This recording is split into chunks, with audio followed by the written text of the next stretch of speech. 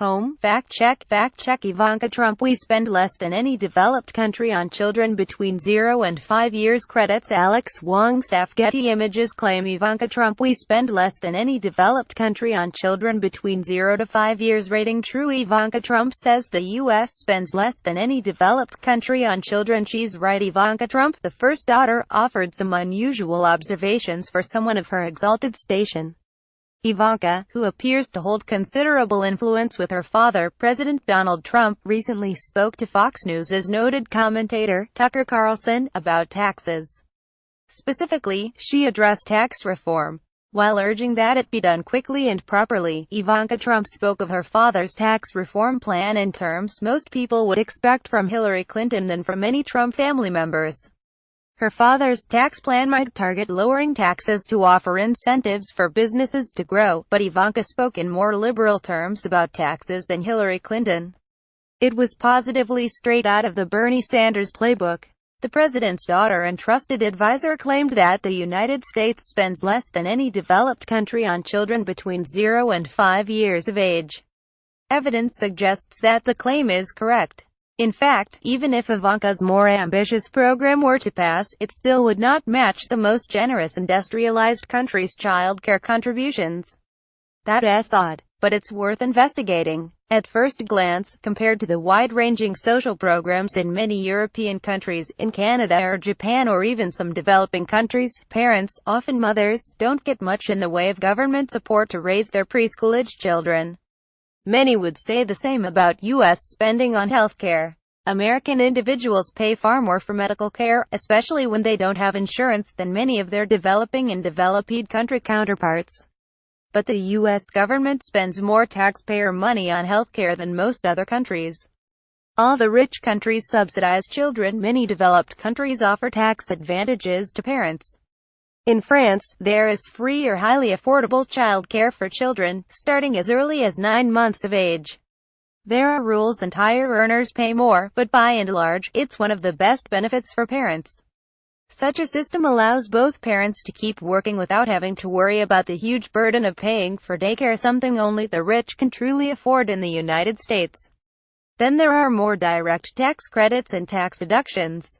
The ones most similar in form, though more generous, are in Germany and the United Kingdom. But OECD data from 2010 gives a direct indication of how little the United States spends on children compared to other countries. The following is based on normalized data based on 2007 US dollars spent per year. Not surprisingly, the relatively rich and very small country of Luxembourg is the most generous contributor to parents' country payment. Child Luxembourg $3,846, Australia $3,613, New Zealand $3,133, Iceland $3,153, Ireland $2,628, Germany $2,530, Denmark $2,306, Austria $2,150, Norway $1,987, Switzerland 1,950, Slovakia 1,898, UK 1,883, Sweden 1,865, Belgium 1,739, Finland 1,643, Italy 1,495, Netherlands 1,488, Canada 1,194, USA 1,056. Data source: Child benefit. How it compares across the world. The Telegraph, October 4, 2010.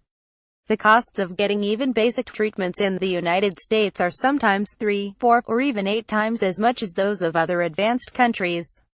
In Switzerland, an MRI costs about $135 on average. In the U.S., that same procedure costs about $1,163. Source: Why our healthcare costs so much, and why fixes aren't likely. The San Diego Tribune, March 18, 2017. That alone, I suspect, would imply that the U.S. spends more on preschool-aged children than other countries because so many of the costs are health-related. But it spends its money badly on services that cost, even at the basic level, much more than they do in other countries. The basics: the U.S. tax system is too complicated. Any analysis of the current U.S. system from a general point of view cannot but start with how complicated it is. In this context, the new tax plan is supposed to be simpler. But Ivanka's strategy to promote the tax plan to the American people was long and dense in describing its benefits for working families while short and curt on what it will do for big business and families such her own. Mrs. Kushner, aka Ivanka Trump, extolled what she called the dual focus of the plan. The lower business taxes are intended to attract American businesses to repatriate facilities and profits stateside, thus generating more capital for investment and private sector job creation. It would also create more incentives for the government sector to create jobs, thanks to overall higher returns because of the repatriations. But the core of Ivanka's argument in favor of the tax plan was framed in the context of women and the workplace. This is one of her main causes. Ivanka told Carlson that she was concerned about the fact that there are so few women in the so-called category vaguely known as jobs of the future. She brought figures to back up her claims about the shortage of women in the tech workplace. Trump's daughter underlined that women only make up 21% of the technology sector and 13% of engineers. Source: Watch Ivanka Trump pushes critically important tax reform plan, Fox News, November 6, 2017. The U.S. tax system might conservatively be described as a maze. Some would go further, calling it a mess. Trump's electoral promises to reform the tax system may well have been one of the reasons so many voted for him. Yet, the reform might be too ambitious. The proposed reform will raise many challenges, not least of which is the problem that lowering taxes for every individual, corporation, and small business cannot be done without first finding substitute sources to cover the cuts. Trump has promised massive infrastructure investments, but how could these possibly get financed if the federal government has fewer resources? Trump and his fiscal advisors, including Secretary of the Treasury Steve Mnuchin, have generally argued that simplifying the way taxes are collected alone could generate more tax revenue. Indeed, the tax collection system and the related software or forms are so complex that few people dare tackle the task alone. That leads perfectly normal and law-abiding citizens to delay filing their taxes out of sheer exasperation. Alternatively, it forces many to seek the assistance of a tax advisor or a special software. In other words, many Americans pay simply to complete the tax return, regardless of whether they owe more or whether they're getting a refund. Naturally, individuals and small businesses feel this pain more than others. They can't count on the accounting departments that any typical medium or large corporation might have. They have to do their taxes while worrying about making dinner, taking little Joey to basketball practice, or helping Jack and Jill with their proverbial homework. Still, for all the optimists who see Trump's simplified fiscal plan as raising an additional $1.5 trillion in revenue over the next 10 years, there's an equal number of pessimists who insist the plan makes too many cuts. They say it will raise the already teetering deficit by an equally flabbergasting amount. Where will we find the money? On paper, it's hard to argue with Trump. If Congress approves it, Americans could find it much easier to file in 2018. The new system cuts the number of income tax brackets from 7 to a much more manageable 3. Essentially, Americans could end up paying one of these 3 percentages in income taxes: 12%, 25%, or 35%. To make this even more palatable, Trump has also included in the proposal sent before Congress to scrap the much-hated, by the richest, at any rate, inheritance tax, known officially as the estate tax. Unofficially, it goes by the more sinister name death tax. But this is hardly middle-class pleasing. It favors the very richest Americans, those who leave more than $5 million at least to their heirs. Still, in this smorgasbord of fiscal easing, where would Ivanka Trump find the funds to improve the situation for parents and mothers? In particular, Ivanka Trump's tax credit for families to ease their financial burden in raising young children 0 to 5 years old clearly needs more money, not less. Ivanka's plan wants to raise the child tax credit, which now stands at $1,000 per child, to those Americans who qualify.